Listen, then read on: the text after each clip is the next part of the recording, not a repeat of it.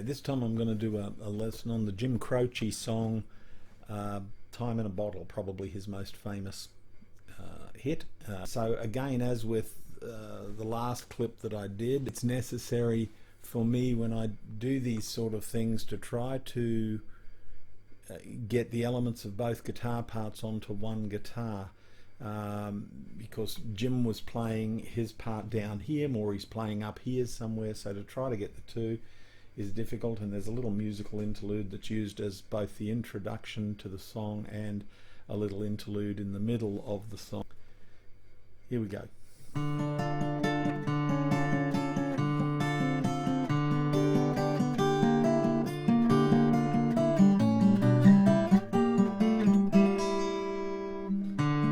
If I could save time in a bottle, first thing that I'd like to do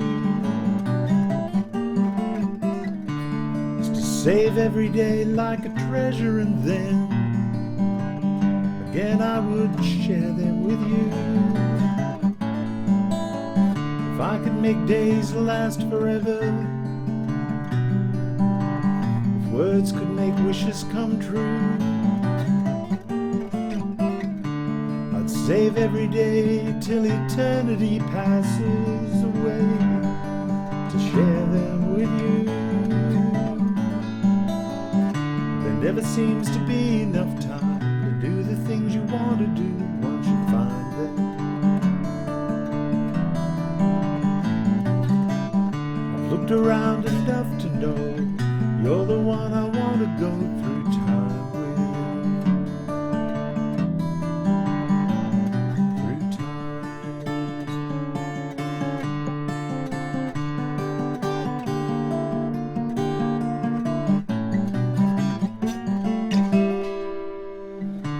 If I had a box just for wishes, dreams that had never come true, the box would be empty except for the memory of how they were answered by you. But there never seems to be enough time to do the things you want to do once you find them. Looked around enough to know you're the one I want to go through time with. Through time.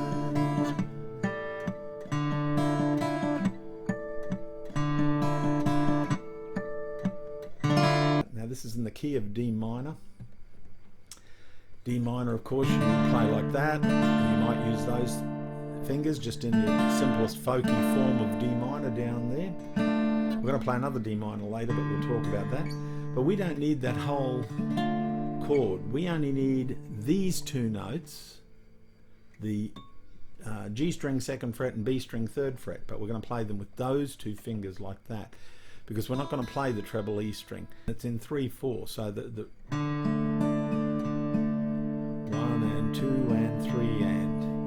So thumb, index, ring, 1 and 2 and 3 and, thumb and index on the last beat, 3 and. So this has a descending bass, as you heard, and it's interesting because it doesn't do the same thing all the time, and that's where people work this out wrongly. So it starts off, if I could save time in a bottle, first thing that I'd like to do. So 1 and 2 and 3 and 1 and 2 and 3 and. Once I go down to there, it's the C sharp on the A string, 4th fret of the A string. I'm still keeping those there. So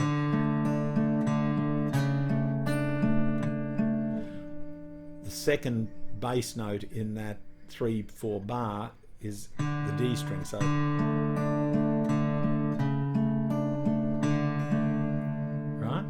then I have to swap out those two fingers like that, so that the ring finger's back over there where the middle finger was, and the middle finger has to go to the C, the 3rd fret of the A string.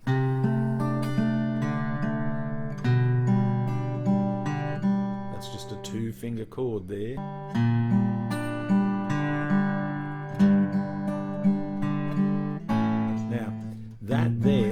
notice that when I got down to there, I swapped over to the little finger. So it stays there on your G. Then we go to an A7th, and we're going to use these two fingers for the A7th. The middle finger on the second fret of the D string, ring finger second fret of the B string. Don't actually even need that one there, but because it's coming out of that chord that we're playing, I always put it there. So then I swap. The two strings I'm playing through this first part of this run are the A string and the B string. So I'm going to that, what looks like an E minor shape, if you were to play the whole 6 strings, but it's actually representing, I think, a B minor there. Yeah. Slide it up 2 frets. Then we're going up here. So that's the same shape as our A7th, but it's now up on the 8th fret, and we're now playing the D and the B strings. Then we go back to this index finger 6th fret of the B string, 7th fret on the D string with your middle finger. Then we come back again to our A7th shape here, and we still just play those two, but we do a little hammer on pull off with our little finger. If you haven't done that, like a hammer on pull off before, it's good practice there, particularly to try to do it with the little finger. So that's.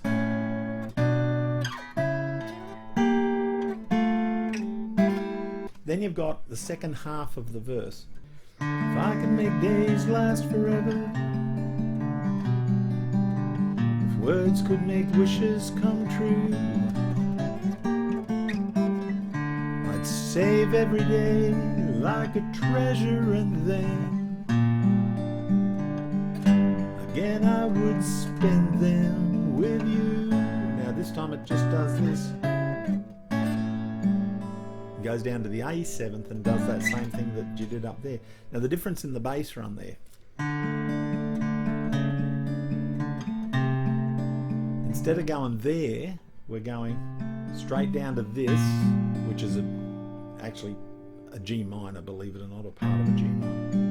Then we're going to our G, then down to the F, so the first fret there. I'm putting my middle finger back over there so that we've still got those two notes. I guess it's like a F6 or something in part. Then we've got the A7th.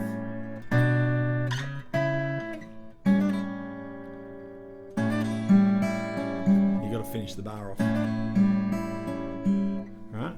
So then you have your second verse, which is exactly the same. Your third verse is in fact exactly the same, but we've got the little musical interlude in the middle, and I'm just going to tell you about that. We've got up here, remember I said we were going to play another sort of D minor. Well, that's what this is here. It's coming out of this bar chord shape. You might know the B minor. Up there it's a D minor, but we're just playing those 3 notes and we're using our D as a bass. With this,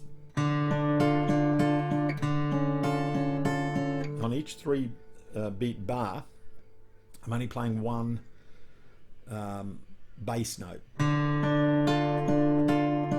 So that's when I play bass, index, then I'm playing the B and treble E strings together, and going back to that. 1 and 2 and 3 and, right?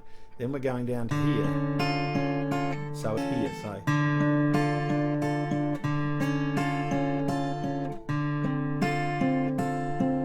So I've now changed over to this shape, which is just a little bar across 3 strings and that one there.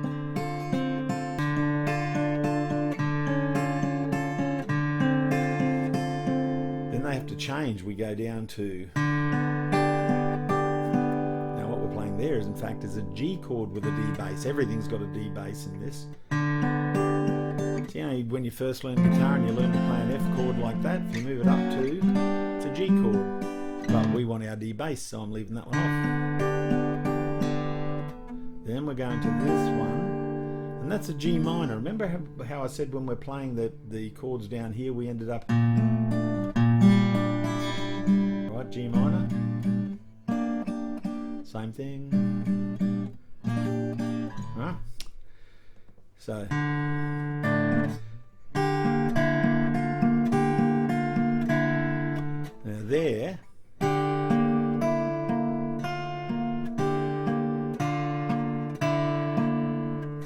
then we've got the A7th run that goes. Now I didn't say what the chorus did I?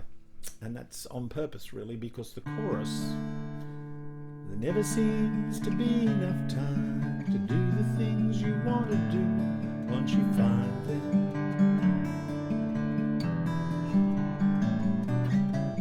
I've looked around enough to know you're the one I want to go through time with. Through time. And that's what leads you into your middle bit here, or the ending, which we'll come to. But now the chorus, what's interesting here, and it's a device that Jim Croce and others have used as a songwriting tool, I guess, and it's basically just, if you've got a song in a minor key and you want to do something different in the chorus, make it major, make the chorus major. And that's what Jim Croce has done here. In other tunes, he and others do it the opposite way, and they have a tune that's in a major key and put the chorus in a minor key. Even though this looks like we're still working down here, but there's a difference. You see, when I'm going down, I'm going, there never seems to be enough time to... I went to there. Now, when I changed there, I'm still playing these two notes, but I changed over to my little finger there. Then I'm going to go to that. I'm just lifting that one off. So I've got an open A against the D. Then I'm going to go to the G and see my little finger's already there, which is where I want it to be.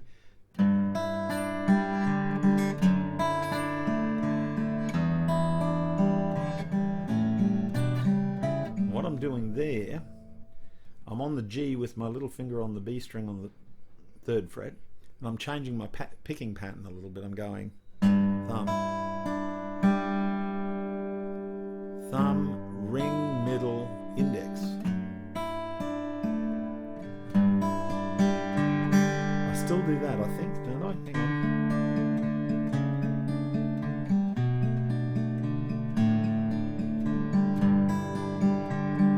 Yeah. So.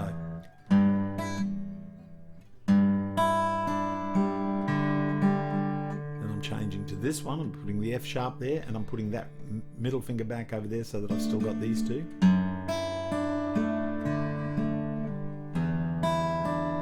Now that's still just the two fingers, like that E minor shape again.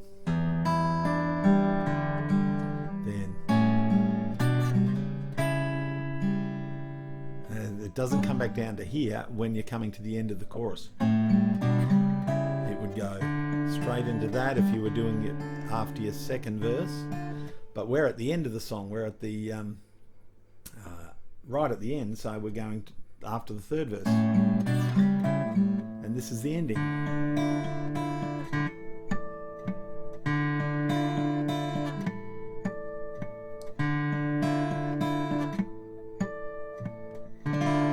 So what am I doing there? It's that D minor shape again that I talked about there, but now I'm leaving off the index finger. And what I'm getting there, of course, if you realise, is I'm getting an F note there and an open E there. Discordance. Love discordance. It sounds great. Mysterious. So we're going the same little pattern that we do with the musical interlude in the middle. So just that pattern of 3, 1 and 2 and 3, and those harmonics, just touching the string, not pressing down at the 7th fret. Right over the top of the fret, and we're playing the D string and the G string. D, G, D. That's the string names, not the note names. We do this 3 times.